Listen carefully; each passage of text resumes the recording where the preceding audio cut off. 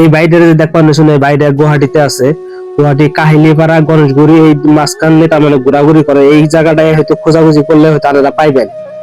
আর আমি যতটুকু সম্ভব মানে এই মানুষটা নিয়ে কথা কইলাম, কথা কইলে জানতে পারছি মানে বাংলা কথা বলতে পারে না, হিন্দিতে কথা বলছে, যার জন্য আমার একটা ডাউট হয়েছে মানুষটা হয়তো বিহার সাইডের হবে।